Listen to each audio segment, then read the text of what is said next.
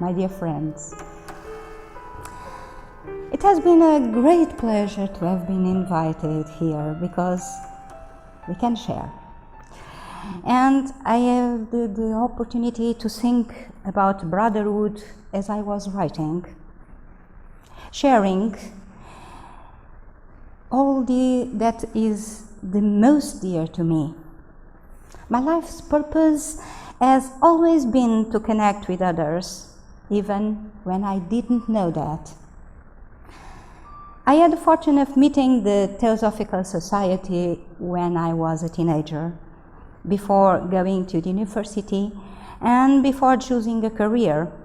And I think that it had a huge importance in the way I always looked at science.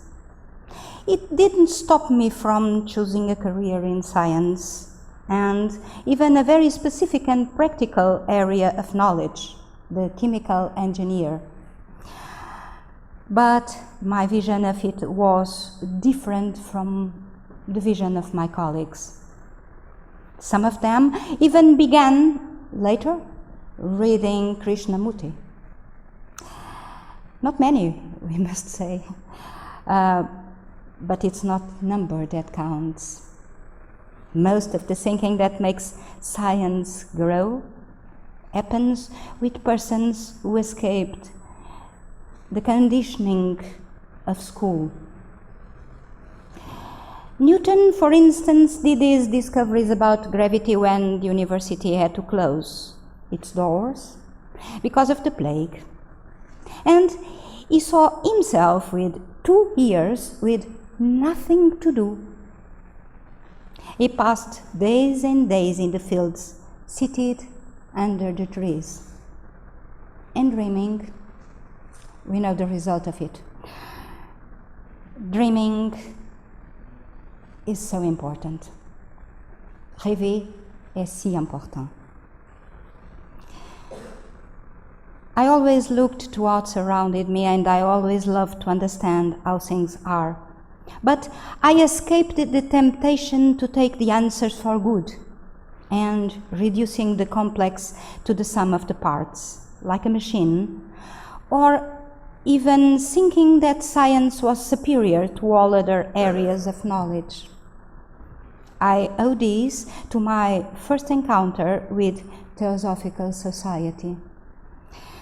It spared me to a lot of disappointments. The dissociation of man from the whole and the principle of utilitarianism developed in the 19th century has conducted mankind to a dangerous path. The destruction of the environment and even the destruction of life on Earth.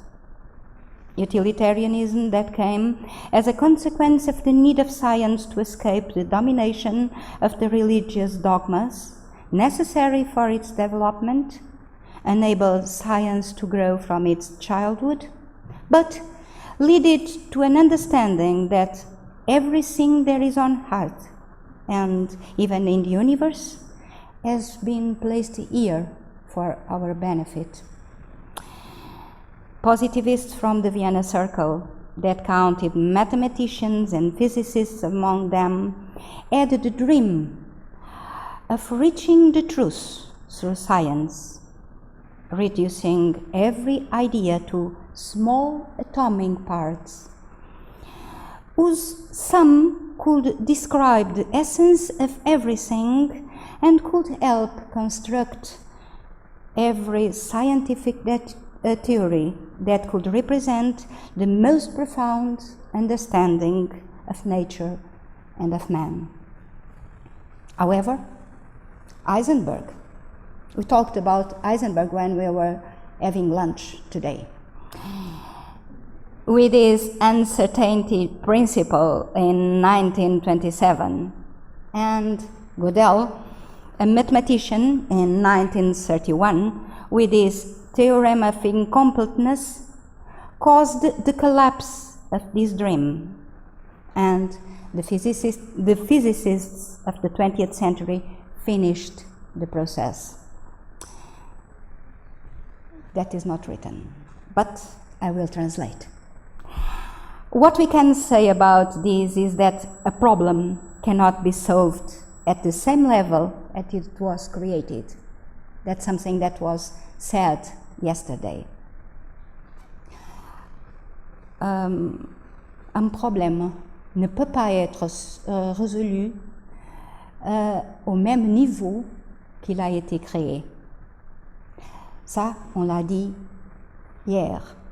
Je l'ai retenu. Et ça peut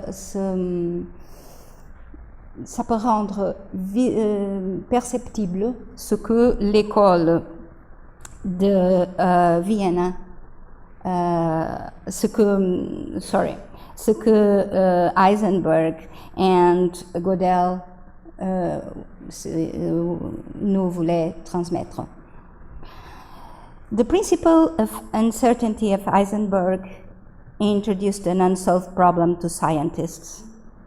From that moment, they knew they were not mighty, since they will never reach the truth. Einstein never accepted this principle, since he thought God doesn't play dice with the universe. It is very difficult to leave the safety of determinism and positivism. Einstein said, a human being is part of the whole, called by us universe, a part limited in time and space. He experiences himself, his thoughts and feelings, as something separated from the rest, a kind of optical delusion of his consciousness. This delusion is a kind of prison for us, restricting us to our personal desires and affection for a few persons nearest us.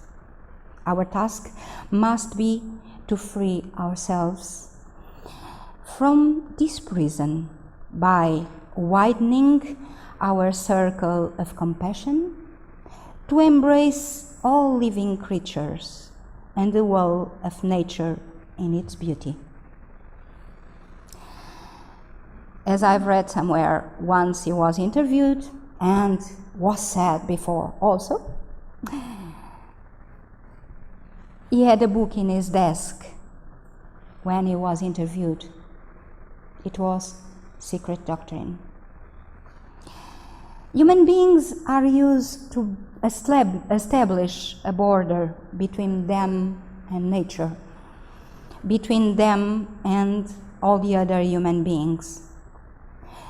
Some of them can come closer, children, lovers, but all the others stay out of the circle. We are all different from each other. In the surface, we are different. I have certain abilities that others don't have. I have certain difficulties that others don't. This makes each of us unique. However, diversity is what makes us complementary to each other, just as if it was a vase seen from different perspectives. But the wall is necessary to contain the water. Just by being together, it can fulfill its purpose. Consciousness is only one in mankind since the beginning, in spite of the physical separation. Jiddu Krishnamurti said during his talks with David Bohm that once we capture the nature of thought, the structure of knowledge, and how it operates, we have no doubt that we are one in our essence, because consciousness, unlike the body, is not an entity that is part of an individual, but it is shared by all individuals. Each of us is trying to achieve peace and safety, and those are totally denied to most of mankind. But we that live our lives wanting to be different, wanting to act different, we have one principle to attend and to guide us. The first principle of Theosophical society. We know that nothing can be done to a nation that doesn't affect the other. Nothing can be done to someone that doesn't affect us. Let's not forget that our first and more important principle is to form a nucleus of the universal brotherhood of humanity, without distinction of race, creed, sex, caste, or color. Each of us is immersed in our little plans to save mankind, sometimes only to save part of it, the part that concerns us the most, ourselves. It is important that science, its study, and its use can serve mankind and not the opposite. Let's get together and work to achieve that. Carlos Castaneda talks about the teachings he received from Don Juan. That is not written in there. I'll translate. You may always leave the path when you want and try another. You must ask yourself, does this path have a heart? If it does, follow it. If it doesn't, dare to choose another one. We are free to do that, always. So be it. Carlos Castaneda nous a parlé des enseignements qu'il avait reçus de Don Juan, un chaman mexicain. Vous pouvez toujours quitter votre chemin et essayer un autre. Mais il faut que vous vous demandez, ce chemin, il a un cœur? S'il n'y en a pas un cœur, cherchez un autre. S'il y en a un cœur, ça c'est bon. Merci.